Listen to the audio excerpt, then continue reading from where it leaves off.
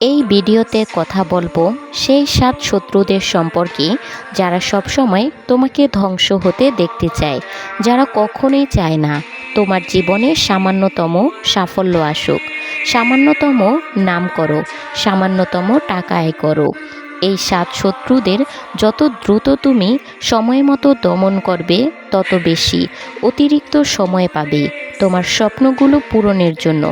ভিডিওটি শেষ পর্যন্ত অবশ্যই দেখো। সরাসরি ভিডিও নিয়ে কথা বলি। নাম্বার 1, নিজের প্রতি সন্দেহ। দুনিয়ার সবচেয়ে বড় বাধা তুমি নিজেই।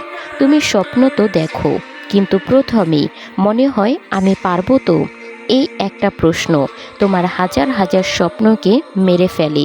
সত্যি কথা হলো, দুনিয়া তোমার ওপর সন্দেহ করার আগেই তুমি নিজেকে নিজের ওপর সন্দেহ করো। আজ থেকে একটা কথা মনে রেখো, নিজের ওপর বিশ্বাস রাখাটা কোনো অপশন নয়, এটা তোমার সাফল্যের টিকিট। নাম্বার 2, তোমার মন, যা তোমাকে নিয়ন্ত্রণ করে। প্রতিদিন সকালে উঠে তুমি কি লক্ষ্য করো তোমার মন তোমাকে কি করতে বলে? আরও একটু ঘুমাও, আজকে একটু বেশি রিলস স্ক্রল করি, থাক কাজটা কাল করব। দেশের কি করতে হবে? দেশের সবচেয়ে শক্তিশালী মানুষও নিজের মনকে কন্ট্রোল করতে পারে না। মন সবসময় আরামের দিকেই টানে, কিন্তু সাফল্য সবসময় অস্বস্তির পিছনে লুকিয়ে থাকে। আজ থেকে সিদ্ধান্ত নাও, মন যা চায় সবটাই ঠিক নয়, সঠিকটা তুমি ঠিক করবে, তোমার মন নয়। নাম্বার 3, অলসতা ও বাহানা দেওয়া। এটাই সব থেকে দ্রুত শত্রু। তুমি কাজ করতে চাও আর তোমার মন বলে আর একটু পরে করো, তারপর সেই পরে আর কখনোই আসে না। একদিন, 2 দিন, একটা সময় পরে মনে হবে তোমার স্বপ্নটাই বুঝি মিথ্যে ছিল। প্রতিদিন ছোট্ট একটা কাজ নাও, আর সেটা আজকেই শেষ করো। আজকের কাজ কাল করে দিলে সাফল্য তোমাকে আজীবন এড়িয়ে যাবে। নাম্বার 4, ব্যর্থতার ভয়। তুমি চেষ্টা করতে ভয় পাও, কারণ তুমি চাও না তুমি ব্যর্থ হলে লোকে তোমাকে দেখে হাসাহাসি করুক, তোমাকে নিয়ে তারা কথা বলুক। কিন্তু সত্যি হলো, যে ব্যর্থ হয় না সে কখনো সফলতার স্বাদও পায় না। ফেল হওয়া মানে শেষ নয়, ফেল হওয়া মানে তুমি শিখলে, আর শেখা মানে এগিয়ে যাওয়া। আর এইভাবেই তুমি চলতে থাকবে। নাম্বার 5, সময় নষ্ট করা। 24 ঘন্টা সবারই সমান, তবে পার্থক্যটা ঘন্টায়।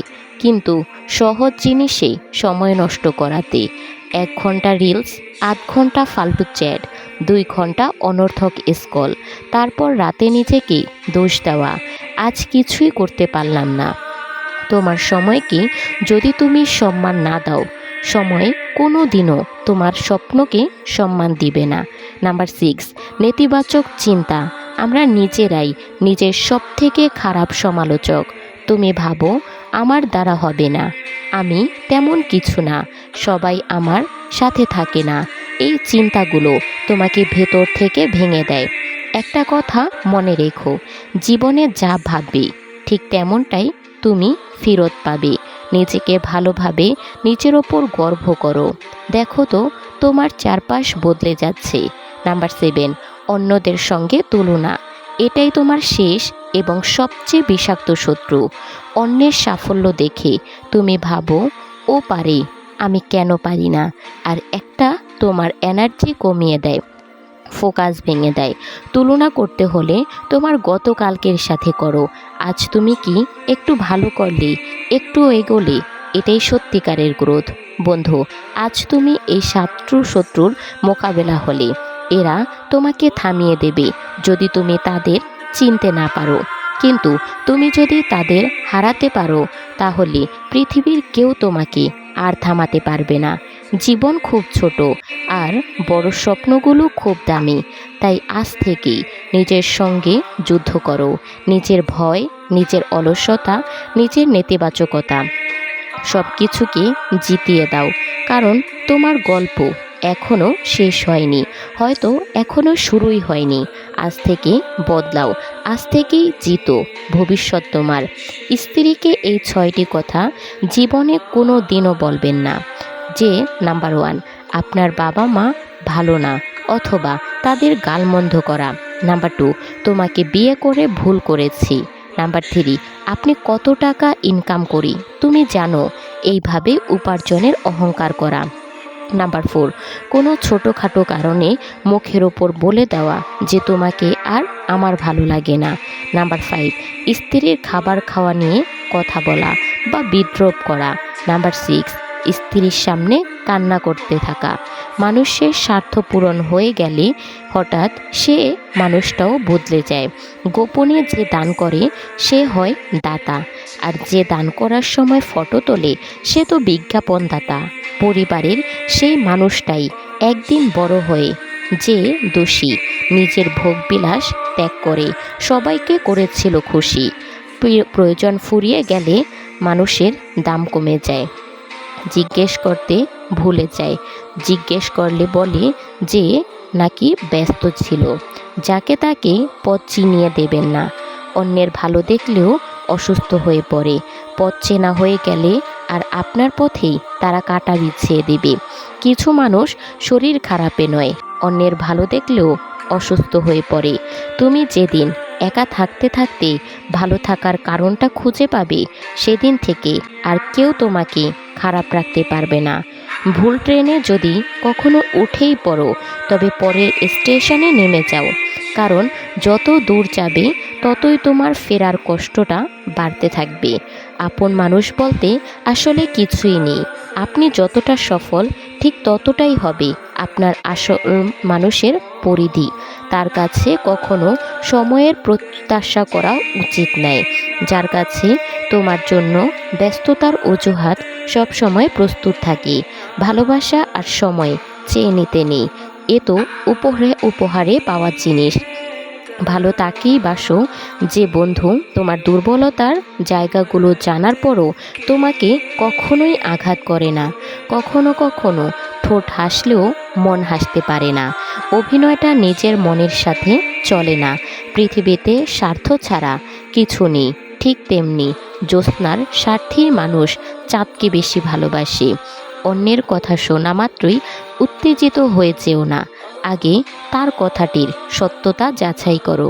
আসলে আমরা ভালো নেই, ভালো থাকার নাটক করি।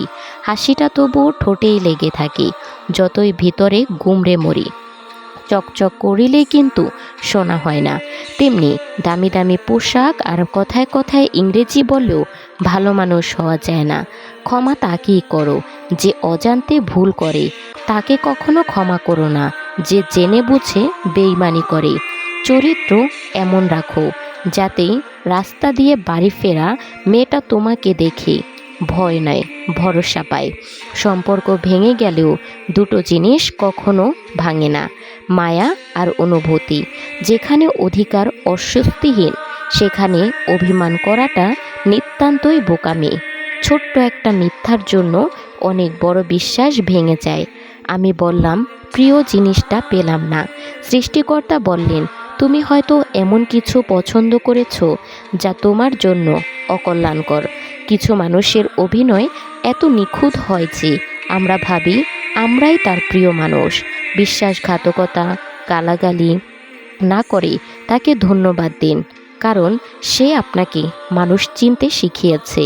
মানুষ বড় রহস্যময়, সারাক্ষণ ভালোবাসলেও তবুও তাকে বলতে পারে না। আবর্জনার করলে ঠিকই বলতে পারে। মানুষ হঠাৎ করে হারিয়ে যায় না, দূরত্ব বাড়িয়ে দিন, ধীরে ধীরে জীবন থেকে চলে যাবে। মনে মনে করা কল্পনা কখনো অন্যকে জানানো উচিত নয়। জানালেই ঝগড়া বিবাদ বেড়ে যাবে। আপনার কল্পনার থেকেও ভালো কিছু সৃষ্টিকর্তা অবশ্যই আপনাকে দেবেন। শুধু বিশ্বাস আর ধৈর্য রাখুন। বছরের পর বছর একটা সংসারে বউ হয়ে থাকার পরেও অনেক নারী বলতে পারে না যে এই সংসারটা আমার। অহংকার তারাই করে যারা বিনা পরিশ্রমে সব কিছু ঠিক করে দেয়। যিনি নিজের পরিশ্রমে সাফল্য অর্জন করেন, তিনি অন্যের পরিশ্রমকেও সম্মান করেন। ডিভোর্সি নারী মানে এই নয় যে সে সংসার জীবনে মানিয়ে নিতে ব্যর্থ হয়েছে। এমনও হতে পারে যে সে একজন ব্যর্থ পুরুষের হাত থেকে মুক্তি পেয়েছে। তুমি অসংখ্য ভাষায় বিশেষজ্ঞ হতে পারো, কিন্তু তুমি যদি কারোর নীরবতার ভাষা বুঝতেই না পারো, তাহলে তুমি তার কাছে পরাজিত হবে। মানুষকে আপন করে রাখা মানে হয় পৃথিবীর সবচাইতে বেশি কঠিন কাজ। একটা সময়ের পর নিজের ভেতরের কথাগুলো আর কাউকে বলতে ইচ্ছা করে না। জীবনের সঠিক মানুষ আসার জন্য ভুল মানুষগুলোকে ছেড়ে যাওয়ার প্রয়োজন আছে। ঘড়ি খারাপ হয়ে গেলে সেটা ঠিক করার লোক তুমি অনেক পাবে, কিন্তু সময় খারাপ হলে সেটাকে ঠিক করা তোমাকে নিজেই করতে হবে।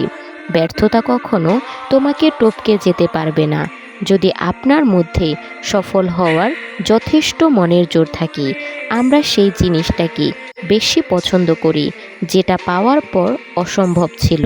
কাউকে ভালোবাসলে এতটাও ভালোবেসো না যে সে কষ্ট পেলে প্রথমে তোমাকেই মনে করে। একটা বয়সের পর অনুভূতির চেয়ে আত্মসম্মানকে বেশি গুরুত্ব দেওয়া উচিত। 100টা ভুল করলে কেউ কখনো ছেড়ে যায় না, ছেড়ে যায় একটা ভুল যদি মানুষ 100 বার করে। কোনো মানুষ আমাদের বন্ধু বা শত্রু হয়ে পৃথিবীতে আসেনি। আমাদের ব্যবহার, কথাবার্তা মানুষকে আমাদের শত্রু বা বন্ধু বানায়। আপনি এক লাফে ছোট থেকে বড় হতে পারবেন না, আপনাকে ধৈর্য ধরতে হবে। মানুষ ফ্রিতে দুটো জিনিস দেয়, কষ্ট এবং পরামর্শ। প্রতিযোগিতা যদি নিজের সাথে হয় তাহলে হেরে গেলেও অনেক কিছু শেখা যায়। যোগ্যরা যোগ্য স্থান পেলে বিনয়ী হয়, আর অযোগ্যরা যোগ্য স্থান পেলে অহংকারী হয়। সত্যিকারের বন্ধু সেই যে তোমার অতীতকে গ্রহণ করে, তোমার বর্তমানকে সমর্থন করে এবং তোমার ভবিষ্যৎকে উৎসাহিত করে। ভালো থাকাটা নিজেই তৈরি করে নিতে হয়, আর যদি অন্য কেউ তোমাকে ভালো রাখতে অনুপ্রাণিত করে তাহলে সেটা সৌভাগ্যের কথা। অদ্ভুত বাস্তবতা, অবৈধ পথের ধনী মানুষ সমাজে সম্মানিত, আর বৈধ পথের গরিব মানুষেরা সমাজে অবহেলিত। এই 4টি লক্ষণ দেখলে বুঝে নেবেন আপনার খুব কাছের মানুষই আপনার অজান্তে আপনাকে হিংসে করে। নাম্বার 1, যখন দেখবেন আপনার যে কোনো সাফল্যকে সে ছোট করে দেখে। নাম্বার 2, আপনার ছোট ছোট ভুলগুলোকে সে বড় করে দেখে, যাতে করে আপনি হীনমন্যতায় ভোগেন এবং আপনি যেন আর সামনে দিকে অগ্রসর না হতে পারেন। নাম্বার 3, আপনি বড় কোনো পরিকল্পনা করলে সেটাকে নিরুৎসাহিত করে এবং এর ভালো দিকগুলোকে ছাপিয়ে নেগেটিভ দিকগুলোকে আপনার সামনে তুলে ধরার চেষ্টা করে। নাম্বার 4, এরা কোনো কারণ ছাড়াই মুখে মুখে আপনার প্রশংসা করে, কিন্তু পারতপক্ষে নিজেকে অন্যের কাছে বড় করে দেখানোর চেষ্টা করে। তবে আর যাই হোক, হিংসুকরা কখনো সামনে এগোতে পারে না। প্রকৃতপক্ষে এরা সব বরাবরই পিছিয়ে থাকে। যে একবার বুঝে গেছে যে পেয়ে হারানোর শোক যে আর কখনো চায় না জীবনে কোনো প্রিয়জন আসুক। চরিত্র এমন রাখো যেন রাস্তা দিয়ে বাড়ি ফেরা মেয়েটা তোমাকে দেখে ভয় নয় বরং ভরসা পায়।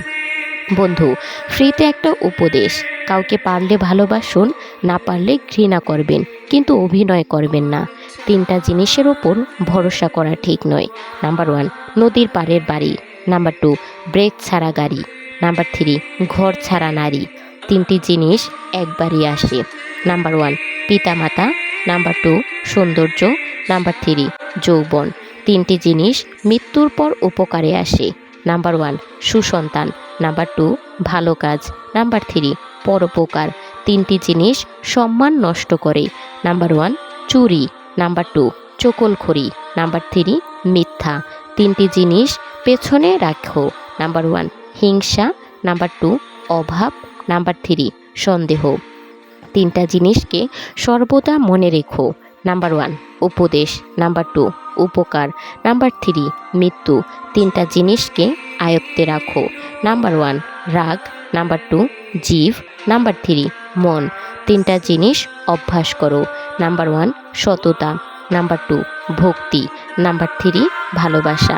3টি জিনিস থেকে দূরে থাকো। নাম্বার 1, মিথ্যা। নাম্বার 2, অহংকার। নাম্বার 3, অভিশাপ। যদি পকেটে টাকা না থাকে তাহলে প্রেম করতে কখনোই যাবেন না, কারণ খালি পকেটে প্রেম হলেও সংসার হয় না। স্বামী স্ত্রীর ঝগড়া লাগলে স্বামী গিয়ে সিগারেট খায়, নেশা করে, অথচ বোকা স্বামী এটা মনে করে না যে 20 টাকা দিয়ে একটা গোলাপ ফুল কিনে আনলেই ঝামেলা শেষ।